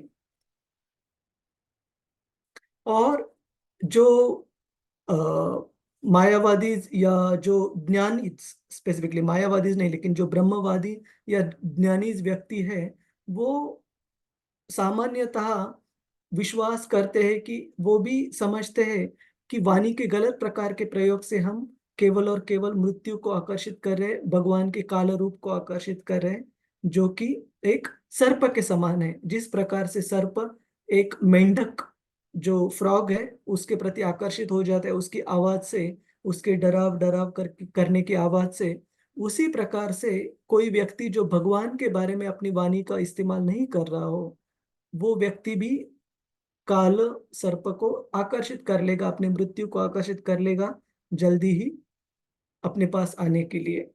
तो इसलिए क्या कहा गया है यहाँ, भक्तों ने क्या करना चाहिए? प्रभु जी, माता जी, हमेशा अपनी वाणी का इस्तेमाल किस में करना चाहिए? भगवान के उनका नाम नाम का। लेने। हाँ, हरे यशो, गुणगान करनी चाहिए। हाँ, भगवान के यशोगान में करना चाहिए। और यहाँ पर बोलने का मतलब केवल बोलना नहीं है प्रभु जी, माता जी, इसका मतलब है कि हम अपना ध्यान जिस किसी चीज में केंद्रित करते हैं वो हमेशा भगवान के बारे में वांग्मय हमने पढ़ना चाहिए, ताकि हमारी वाचा भी उसी से प्रेरित हो। ऐसे कहा जाता है कि जो हम स्मरण करते हैं वही हमारे आचरण में आने की काफी ज्यादा संभावना रहती है।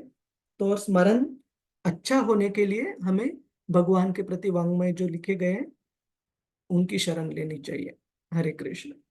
हम आगे कहते हैं, और इसके आगे के ही श्लोक में श्लोक क्रमांक 1 स्कंद 5वां अध्याय और 16वां श्लोक है मेरे ख्याल से, मैं आपको दिखाता हूँ। आज हमने चर्चा की इसके ऊपर। तद्वाद विसर्गो जनताग विप्लवो।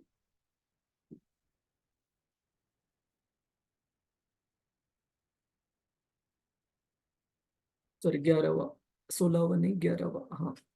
तो ये भी आप दोहराने की कोशिश कीजिएगा, बहुत सुंदर श्लोक है श्रीमद् भागवतम में से।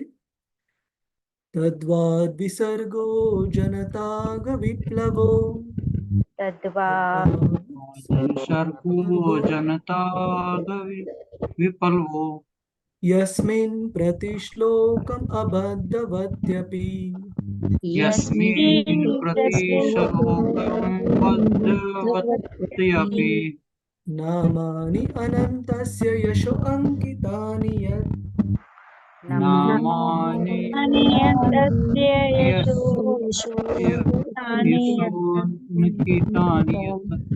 शृण्वन्ति गायन्ति गृह्णन्ति साधवः। शृण्वन्ति साधवः। तो यहाँ पर कहा गया है, जैसे हमने पिछले श्लोक में देखा था कि चित्रपद, कि कोई अगर वांग्मय बहुत पोएटिक, बहुत सुंदर तरीका से लिखा है, लेकिन उसमें हरेर यश अगर नहीं है तो वैसे वांग्मय हमने नहीं देखने चाहिए, उसमें रममान नहीं होना चाहिए। लेकिन उसके विपरीत एक ऐसे वांग्मय जिसमें कि हर एक श्लोक, प्रत्येक श्लोक अबद्धवत्यपि, जिसमें कुछ ग्रामेटिकल मिस्टेक है, कुछ लिखने में इधर उधर थोड़ी सी गड़बड़ी है, राइम ठीक नहीं है, जो भी पोएटिक मिस्टेक्स है, गलतियां हैं, वो चलेगा। क्यों? अगर उसमें नामानि अनंतस्य यशो अंकितानि यत्, जब तक उसमें भगवान के नाम, रूप, गुण, लीला, इनका यशोगान किया हो, तब तक वो वांग्मय इन सारे गलतियों के साथ भी हम स्वीकार कर सकते हैं। हर एक श्लोक में कुछ पोएटिक मिस्टेक है तो भी वो उतना ही अच्छा है वांग्मय, जब तक उसमें भगवान के यशोगान किया हो।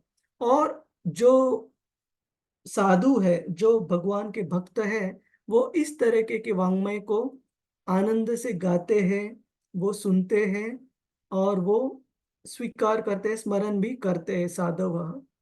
और ये जो इस प्रकार का वाङ्मय है जिसमें भगवान के नाम रूप गुण लीला इत्यादियों का यशोगान है, वो जनताग विप्लवो, मतलब जो पतित जीव है, पतित जो सारी जनता है इस भौतिक जगत की, उस उन जीवों के जीवन में रिवोल्यूशन मतलब क्रांति लाने के लिए, आध्यात्मिक क्रांति लाने के लिए इस प्रकार के वाङ्मय लाभदायक है, जिनमें भगवान का नाम गुण इत्यादि यशोगान किया हो। तो ऐसे वाङ्मय को हमने जरूर स्वीकार करना चाहिए। अगर उसमें कुछ ग्रामेटिकल, कुछ पोएटिक एरर्स हो, मिस्टेक हो, तो भी कोई दिक्कत नहीं है, क्योंकि वो वाङ्मय भगवान का यशोगान कर रहा है।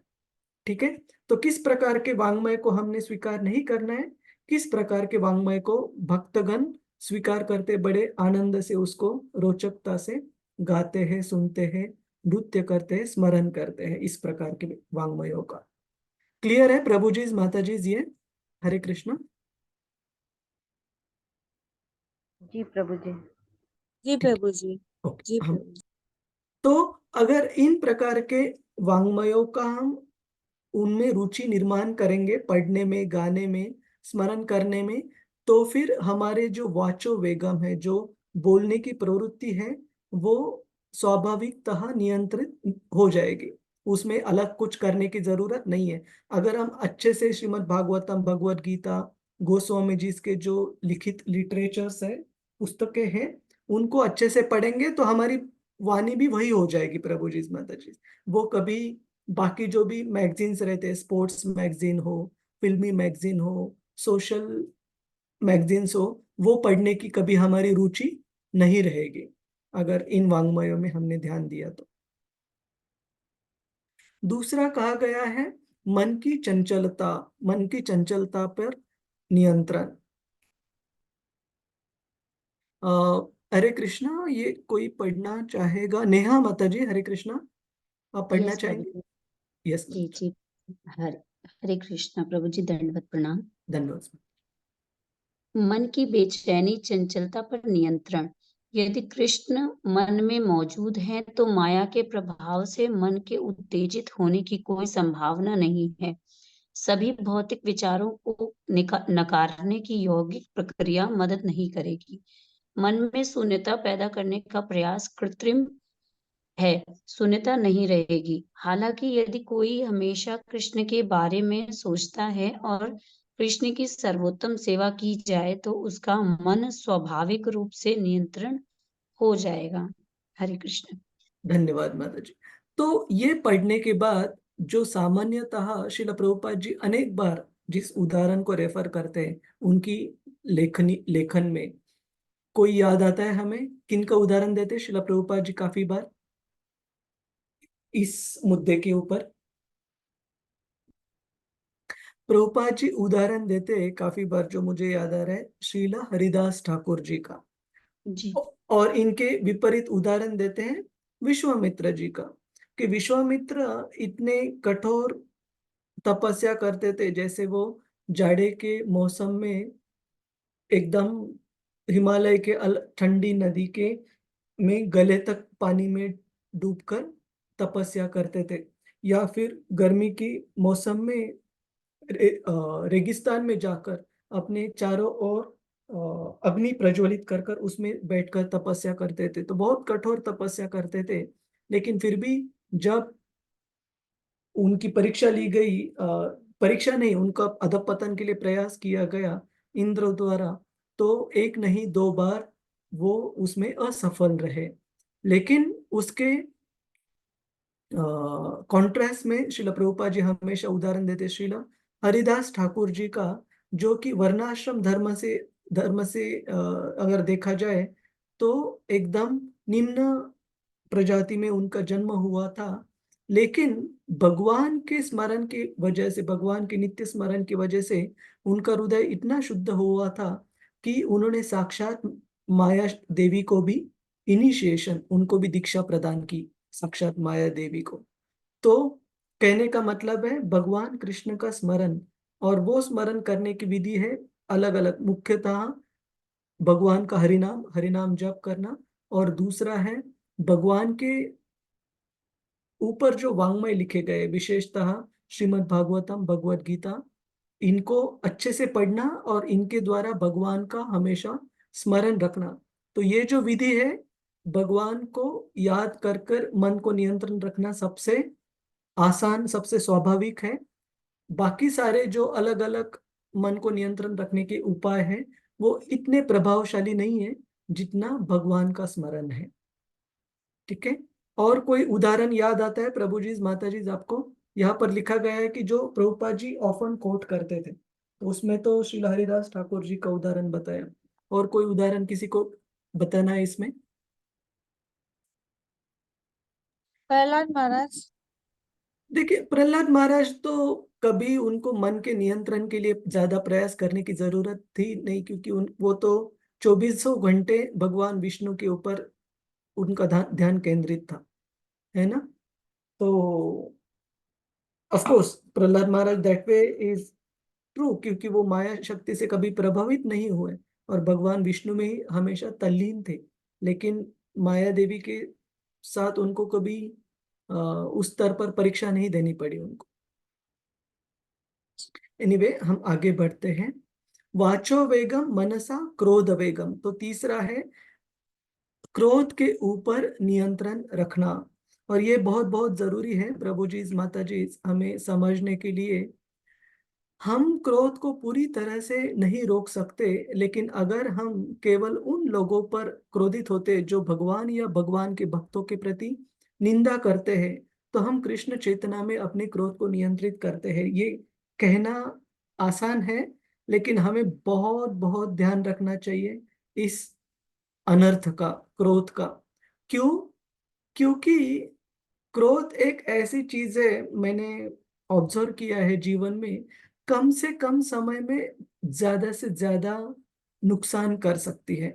आप में से कितने भक्त इसके लिए मानते हैं इसको, इस चीज को, या कितने नहीं मानते इसको?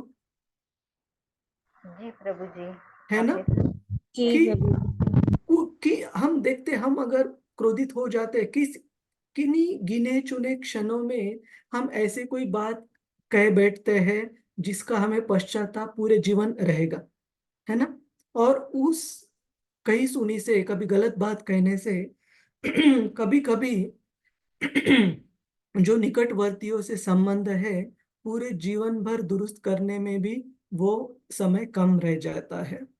तो इसीलिए जो हमारी वाणी है, क्रोध जब आए तब कभी भी हमने कोई भी तुरंत इम्पल्सिव एक्शन को हम हिंदी में क्या कहते हैं श्री हरिप्रिया माता जी? तत्काल प्रतिक्रिया प्रभु जी। हाँ, तत्काल जो प्रतिक्रिया है कभी नहीं लेनी चाहिए। कभी भी अगर क्रोध आ जाए, सबसे पहले तो हम हरे कृष्ण भगवान को याद करने की कोशिश करनी चाहिए और खुद को समय देना चाहिए। प्रतिक्रिया नहीं देनी है मतलब नहीं देनी है। अगर 10 मिनट 15 मिनट बाद भी मन करे क्या, चाहे अभी मैं शांत हो गया हूँ, अभी प्रतिक्रिया दे दो, उसको कहना नहीं। जब मुझे एकदम ठीक लगेगा, समय ठीक है, तभी मैं शांति से बात करूंगा या करूंगी। लेकिन तत्काल कभी भी इम्पल्सिव हमें प्रतिक्रिया बिल्कुल नहीं देनी चाहिए, स्पेशली भक्तों के साथ आदान प्रदान करते हो। देखिए, हम बाहरी व्यक्तियों के साथ हमारी जो भी आदान प्रदान करने की जो भी प्रवृत्ति रहती है, भक्तों के साथ वही प्रवृत्ति कभी नहीं इस्तेमाल करनी चाहिए। क्योंकि भक्त ये भगवान के बहुत विशेषतः प्रिय रहते हैं। तो हम अगर भगवान भक्तों के प्रति कभी कभी अपराध कर लेते हैं, तो भगवान को हम नाराज कर रहे हैं, और वो अपराध हमें भक्ति में हमारी प्रगति रोक सकता है। तो इस स्पेसिफिक आवेग से बहुत ज्यादा संभाल कर हमें सुरक्षित रहना चाहिए, कभी भी इसको निग्लेक्ट नहीं करना है। कोई सवाल है इसके ऊपर प्रभु जी, माता जी? नहीं प्रभु जी। ठीक है, तो इसके बारे में मैंने यहाँ पर उदाहरण दिया है कि जैसे श्रील प्रभुपाद जी उपाय बताते हैं कि हमें किसके ऊपर कभी भी क्रोध का इस्तेमाल करना है। अगर कोई व्यक्ति भगवान के प्रति या भगवान के भक्तों के प्रति अपराध कर रहा हो, तो यहाँ पर जैसे श्रील प्रभुपाद जी का एक उदाहरण दिया है कि वो एक बार पेनिसिल्वेनिया के एक प्रोफेसर जो उनको मिलने आए थे, उन्होंने एक टिप्पणी की थी शिला प्रभुपाद जी के सामने कि there are apparent contradictions in the writings of the acharyas. उन्होंने ऐसे कहा कि अलग अलग आचार्यों की जो जो लिखित चीजें हैं उनमें कुछ कुछ जगह पर विरोधाभास है, कि एक आचार्य जी ने एक लिखा है लेकिन दूसरे आचार्य जी ने अलग लिखा है। तो शिला प्रभुपाद जी ने तुरंत खंडन किया उसका। उन्होंने कहा कि उनमें कोई विरोधाभास नहीं है, हमारी समझ लैकिंग है, हमारी समझ कम है, इसकी वजह से हम उन चीजों को सिंकअप नहीं कर सकते काफी बार। तो विरोधाभास ऐसा सच नहीं है, हमारी समझ हमें और प्रगल्भ करनी चाहिए, मैच्योर करनी चाहिए। नेहा माता जी, आप कुछ कहना चाहती थी? जी प्रभु जी। हाँ जी मैं प्रभु जी बोल रही हूँ, जैसे ये यहाँ पर हनुमान जी बर्निंग लंका, तो हाँ, हनुमान जी का तो क्रोध नहीं था, वो उन्होंने तो सोच समझ के जलाई थी ना लंका, क्योंकि देखिए, विभीषण को छोड़ दिया नहीं नहीं नहीं उन्होंने। नहीं, हाँ बेसिकली क्रोध इसलिए जरूर था कि रावण ने सीता का अपहरण किया, और ये कंफर्म हुआ था हनुमान जी को जब उन्होंने सीता मैया को ढूंढ निकाला अशोक वन में, है ना। तो जी प्रभुपाद जी भगवत गीता के भी तात्पर्य में लिखते हैं कि कोई व्यक्ति युद्ध कर ही नहीं सकता माता जी जब तक वो क्रोधित ना हो, है ना। तो मीन्स प्रभु जी की हम लोग को भी सोच समझ के क्रोध, मतलब ये क्रोध, करेक्ट बोलना करेक्ट है लेकिन गलत नहीं आए कोई चीजें। करेक्ट करेक्ट वो है।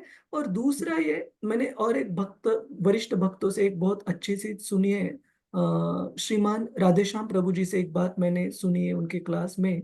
वो कहते हैं कि जब हम किसी बाहरी जीवन में किसी के साथ आदान प्रदान कर रहे, जैसे हमारे ऑफिस में हो वगैरह, तो अगर किसी को हमें करेक्ट करवाना भी है, अबे अगर कोई किसी व्यक्ति ने कोई चीज गलत की भी है, तो हमें आना चाहिए कि क्रोध जताए दिखाए बाहरी रूप से, लेकिन बिना क्रोधित होते हुए।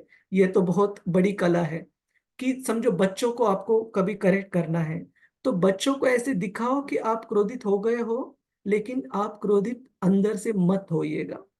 ये उन्होंने कला बताई थी कि अगर किसी को करेक्ट करना है तो डांट बाहरी रूप से दो, लेकिन अंदर ही आपको अपनी चेतना भली भांति जानते हो। तो आप अगर अंदर से क्रोधित होते हैं तो किसी ने और ने बताने की जरूरत नहीं है, आपको खुद को पता चल जाएगा कि मैं गुस्सा हुआ हूं या गुस्सा हुई हूं। तो प्रभु जी कहते हैं कि वो बाहरी रूप से जताना आना चाहिए, केवल उस गुस्से का इफेक्ट उस बच्चे को दिखाने के लिए। लेकिन अंदरी रूप से हमने अगर गुस्सा हो गए तो हमारी चेतना दूषित हो जाएगी, और उस चेतना को दुरुस्त करने में काफी समय और प्रयास लगते हैं फिर। तो ये मतलब हम अलग। लोगों को, हाँ जी मतलब हम लोगों को जब भी रहना है, मतलब युक्त आहार टाइप, मतलब जब करेक्ट, भी है तो हमेशा कॉन्शियस में। कॉन्शियस रहना है, युक्त आहार विहारश्च इति तो हम ये हनुमान जी का या अर्जुन का भी जो उदाहरण देते शिल प्रभु। हाँ, एक बात जरूर है कि भगवान के प्रति या भगवान के भक्तों के प्रति अगर कोई निंदा कर रहा है, अपराध कर रहा है, तो ऐसे ही शांत रहकर उसको सुनना नहीं। इसका मतलब ये नहीं कि झगड़ा कर ले, लेकिन अगर हम उस व्यक्ति को दुरुस्त नहीं कर सकते, उसको करेक्ट नहीं कर सकते, तो कम से कम उस जगह पर हमने निकल जाना चाहिए। उस निंदा को वैसे ही शांतता से स्वीकार अगर हम सुनते हैं, तो वो हमारी भक्ति के लिए बाधक है। क्लियर है प्रभु जी, माता जी? ये क्रोध बहुत महत्वपूर्ण चीज है, इसको काफी संभल कर हमने डील करना चाहिए। एक मिनट में हमारी भक्ति को तहस नहस कर सकता है ये, अगर हम केयरफुल ना है तो। जी जी प्रभु जी, समझ गए हैं। हरे कृष्ण, आगे बढ़ते हैं।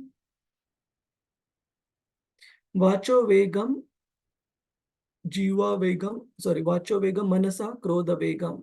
तो अभी जीवा वेगम शुरू होगा। जीवा वेगम उदरो उपस्थ वेगम, controlling the demands of the tongue, belly and genitals, procreatory organs. तो जीवा के लिए तो हमने काफी इस पर विस्तार से चर्चा की है, ये उदाहरण देखकर कि कैसे एक माँ अपने बच्चों को हमेशा पूरी तरह से तुष्ट कर कर खिला पिला कर फिर खेलने के लिए भेजती है। उसी तरह हमने जीवा को भी हमेशा संतुष्ट रखना चाहिए भगवत प्रसाद उसको देकर, ताकि हमारी जीवा एक बार पेट अगर अच्छे से प्रसाद से भरा होगा तो कितने भी स्वादिष्ट आकर्षक व्यंजन क्यों ना हो उसकी तरफ कभी आकर्षित नहीं होगी। और प्रभुपाद जी और एक बताते हैं कि भक्तों की जो व्यंजन स्वीकार करने की जो आदतें होनी चाहिए, वो भी कोई भी व्यंजन जो बहुत ज्यादा तीखा हो, बहुत ज्यादा नमकीला हो, बहुत ज्यादा सौर, सौर को हम हिंदी में क्या कहते हैं, खट्टा, बहुत ज्यादा खट्टा, खट्टी मीठी बहुत ज्यादा चीजें हमने नहीं स्वीकार करनी चाहिए। और इसके बारे में भी मैंने पहले बताया है कि बहुत ज्यादा इमली का इस्तेमाल करना, कच्चे आम का इस्तेमाल करना, आमसुल, आमसुल पता है आप सबको हिंदी में क्या कहते हैं उसको? हरे कृष्णा, प्रभु जी पता है। पता है ना? तो उसको भी बहुत ज्यादा मात्रा में इस्तेमाल नहीं करना है, क्योंकि मतलब जो भी चीजें आपको ऐसे इस तरह का अनुभव दे उसको बहुत ज्यादा इस्तेमाल नहीं करना है, नहीं तो ये इंद्रियों के लिए काफी ज्यादा उत्तेजित कर सकता है। और इंद्रियों का मतलब केवल जननेंद्रिय नहीं, इंद्रियों का मतलब है हमारी जीवा, इंद्रियों का मतलब है हमारा क्रोध, इंद्रियों का मतलब है हमारी वाणी भी। ठीक है, तो अगर हम हमारे अन्न के आदतों में नियंत्रण नियमन नहीं रखेंगे तो हमारी वाणी भी कंट्रोल नहीं रहेगी, हमारी बाकी इंद्रिय भी नियंत्रण में नहीं रखेंगे। आपने ये कहावत सुनी है हिंदी में, जैसे अन्न वैसे, वैसे मन। हाँ, वैसा मन। जैसे अन्न वैसे मन। तो हाँ, जिस प्रकार के व्यंजन हम ग्रहण करेंगे उसी प्रकार के मन पर जो इम्प्रेशंस हैं वो भी हम क्रिएट करेंगे, और बाकी इंद्रिय भी उसी प्रकार से बर्ताव करेंगे। तो बहुत बहुत जरूरी है। और प्रभुपाद जी रेफर करते हैं श्री चैतन्य महाप्रभु जी को, वो कहते थे भालो ना खाइबे, भालो ना मतलब कि बहुत अच्छे व्यंजन भी स्वीकार नहीं करने चाहिए, बहुत ज्यादा रिच, रिच का मतलब है कि जिसमें तेल का बहुत ज्यादा इस्तेमाल हो, या क्रीम, क्रीम मतलब मलाई का वगैरह बहुत ज्यादा इस्तेमाल हो, या बहुत ज्यादा रिचनेस का मतलब पता है आप सभी को, रिच फूड वी शुड। गरिष्ठ भोजन, ग्रेवी, ग्रेवी। कौन फिर से बताए एक बार श्री हरिप्रिया माता जी? गरिष्ठ भोजन जो बहुत सारे करिष्ठ, घी तेल से जो बनते हैं, हैवी हो जाते हाँ, हैं। करेक्ट करेक्ट, उस तरीके के व्यंजनों का हमने स्वीकार नहीं करना चाहिए, सादा भोजन लेना चाहिए जिसमें तीन चार चीजें आप नियंत्रण में यूज कीजिए। एक तो है नमक, दूसरा है चीनी, तीसरी है मिर्च, चौथा है तेल। ठीक है, इन चार चीजों को नियमन में यूज कीजिए, रेगुलेशन में यूज कीजिए, और भगवान को व्यंजन अर्पण कीजिए हर एक चीज। ये दो चीजों का अच्छे से पालन करेंगे तो हमारी आदतें भी उसी तरीके की हमने डालनी चाहिए। जैसे मेरे कुछ कुछ रिलेटिव्स में मैं देखता हूँ, इतना इतने ज्यादा रजोगुण में तमोगुण में कभी कभी खाना स्वीकार करते हैं कि बहुत ज्यादा तीखा, और उसके साथ साथ भी वो मिर्च साथ में स्वीकार करेंगे। तो मैं देख पाता हूँ उन उन लोगों के स्वभाव किस प्रकार के रहते हैं कि एकदम झट से किसी भी छोटी मोटी प्रलोभन प्रोवोकेशन पे एकदम बहुत ज्यादा गुस्सा आ जाता है उन लोगों को, और कंट्रोल करना मुश्किल हो जाता है अपने आप को उनको गुस्से की वजह से। तो इससे भक्तों के लिए हम ये जरूर सीख सकते हैं कि अन्न ऐसे नहीं कि प्रसाद स्वीकार करें, इसका मतलब हमें जो भी चीज अच्छी लगे बनाकर भगवान को अर्पण करें और वो खाने के लिए हम मुक्त हो गए, नहीं, ऐसे नहीं।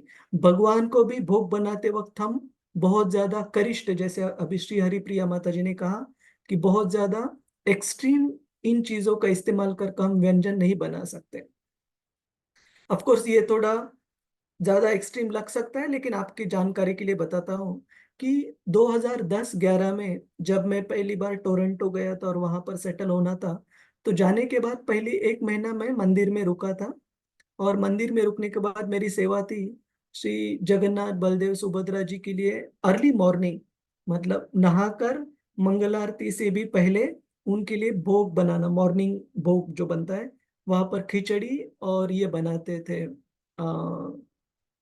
सीरियल्स जैसे ओट्स ओट्स वगैरह। तो खिचड़ी जो जगन्नाथ जी के लिए बनती थी उसमें मुझे विशेषतः बताया गया था कि मिर्च का इस्तेमाल बिल्कुल न करना। तो मुझे तो सरप्राइज लगा कि अरे, मैं मिर्च का इस्तेमाल नहीं करूंगा तो खिचड़ी कैसे बनेगी और क्या वो स्वादिष्ट बनेगी। लेकिन बाद में जब वो भोग उन भक्त ने मुझे जैसे सिखाया वैसे बनाकर मैं अर्पण करने लगा, और बाद में प्रसाद स्वीकार करते वक्त पता चला कि अरे, ये भी बहुत अच्छा व्यंजन बनता है। तो कहने का मतलब है कि ऑफ कोर्स हम घर में वो कॉपी नहीं कर सकते, नहीं तो घर वाले परेशान हो जाएंगे। मिर्च का बिल्कुल इस्तेमाल नहीं किया तो, लेकिन बहुत नियमन में इस्तेमाल करना चाहिए, कम से कम रेगुलेशन में, बहुत ज्यादा नहीं। किसी का कोई प्रश्न है प्रभु जी, माता जी, इसके ऊपर? नहीं प्रभु जी। प्रभु जी एक दूसरा पूछना था प्रभु जी। जैसे कि हमें ये कहा जाता है कि हमें हर चीज भगवान को भोग लगा के खाना है, पर हाँ अगर हम पानी की बोतल खरीद सकते हैं? हाँ हाँ, नहीं देखिए, रति रूपा माता जी आपका स्टैंडर्ड बहुत हाई है। नहीं तो नहीं, कभी किसी ने मुझे पूछा था तो ने, मैंने बोला ने, मैं देख 2-3 लेके जाती थी। नहीं देखिए, हमने ये जो तत्व है बिल्कुल सही है कि हर एक चीज हमने भगवान को अर्पण कर कर लेनी चाहिए, लेकिन उसमें कुछ कुछ कंसेशन, जैसे आप कभी प्रवास कर रहे हैं, है ना, तो भूख लगी है, क्या करे, तो फल ले सकते हैं, पानी बिल्कुल ले सकते हैं, है ना, कुछ फ्रूट्स वेजिटेबल्स अवेलेबल है वो स्वीकार कर सकते हैं, और भगवान को मन में अर्पण कर कर हम स्वीकार कर सकते हैं फिर। ठीक है माता जी, okay Hare okay, Krishna. Thank you very much. और अंत में एक महत्वपूर्ण मुद्दा, हम विशेष दिन जैसे एकादशी है, अलग अलग आचार्यों महान आचार्यों का आविर्भाव तिरुभाव तिथि है, भगवान के कई सारे अवतारों की आविर्भाव तिथि रहती है, उन विशेष तिथियों पर उपवास करके ये भी बहुत लाभदायक है हमारे इंद्रियों को नियंत्रण में रखने के लिए।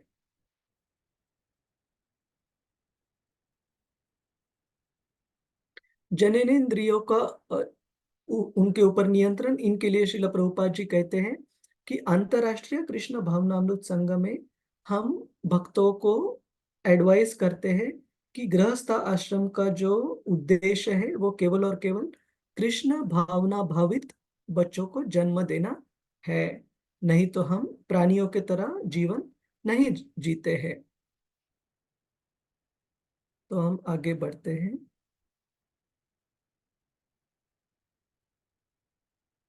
और अनुवृत्ति, ये टिप्पणी है श्रील भक्ति सिद्धांत सरस्वती ठाकुर जी की उपदेशामृत के ऊपर, जो हमने पिछले बार देखा था। वो उस टिप्पणी में कहते हैं कि हमारी भौतिक पहचान 3 प्रकार की इच्छाएं निर्माण करती है: बोलने की इच्छा, मन की इच्छा और शरीर की मांगे। जब कोई जीव इन 3 प्रकार के आवेगों, मतलब इन 3 मांगों का शिकार हो जाता है तो उसका जीवन अशुभ हो जाता है। ऐसी तपस्या से व्यक्ति भौतिक ऊर्जा भगवान की बाह्य शक्ति द्वारा उत्पीड़न पर काबू पा सकता है। मतलब अगर हम इन चीजों को नियंत्रण में रखेंगे तो फिर भगवान की जो बहिरंग शक्ति है उससे हम बच पाएंगे। उस पर काबू तो क्या रखेंगे, लेकिन उससे हम खुद का बचाव कर पाएंगे, खुद की भक्ति का।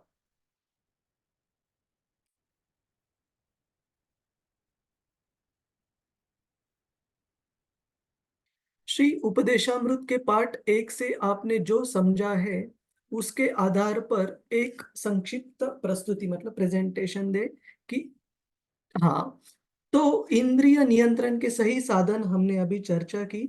गलत साधन कौन से हैं? जैसे वाचोवेगम के लिए कोई बता सकता है गलत साधन कौन से हैं? प्रभु जी अब किसी को गाली वाली देना, ये करना वो करना। नहीं, वो तो नियंत्रण थोड़ी हो गया ना प्रभु जी। गलत बात करना किसी के साथ, मतलब वो तो फिर नियंत्रण नहीं रख रहे, हम जो चाहिए वही कर रहे हैं, नियंत्रण नहीं है वो। हाँ तो वही नियंत्रण कर उसको, यानी सावधान रहना अपने को उससे। हाँ, तो नियंत्रण के अनुचित साधन, जैसे मैं बताता हूँ, हम किसी को गलत नहीं कह रहे हैं, लेकिन अपने आप को क्या करना चाहिए बता रहे हैं सिर्फ।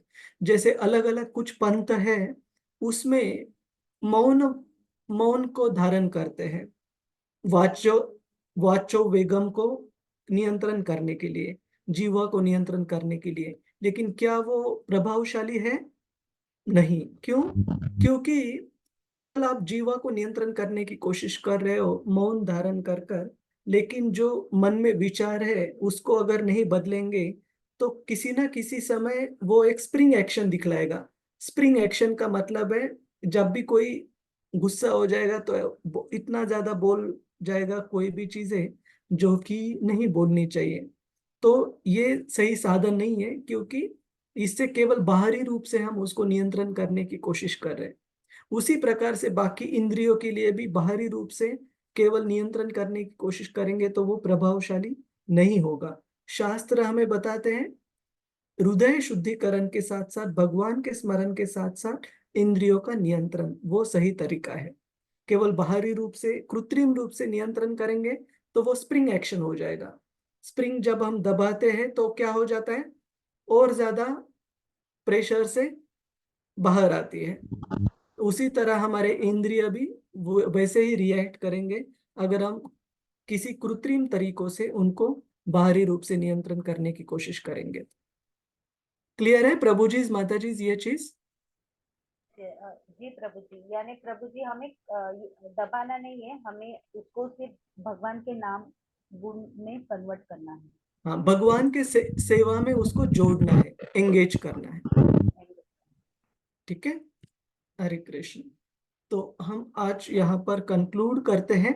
किसी का और कोई सवाल है? नेहा माता जी, कृष्ण मोहिनी माता जी, आरती माता जी, संजय प्रभु, पुण्यवती माता जी, श्री हरिप्रिया मंदर माता जी, वंदना माता जी। हरे कृष्ण प्रभु जी। हरे कृष्णा। यस माता जी। जी प्रभु जी, जैसे कोई कुछ बोल रहा है यहाँ पर, जैसे गुस्से की बात है या सेंस कंट्रोल है, तो बाकी चीजों पे तो हम लोग कंट्रोल करते हैं, क्योंकि खाना पीना, देखना, सुनना, रहना, ये सब तो हम लोग अपने ऊपर कंट्रोल है। लेकिन जो क्रोध होता है, वो सामने वाला बोलता है और फिर उसके बाद में अगर हमने नियंत्रण कर लिया तो स्प्रिंग हो गया, वो ज्यादा चला जाए, मौन हो गया। तो हम इसमें अपना जप कंटिन्यू कर सकते हैं, तो उससे चेंजेस आएंगे। हाँ, जब कंटिन्यू कर सकते बिल्कुल।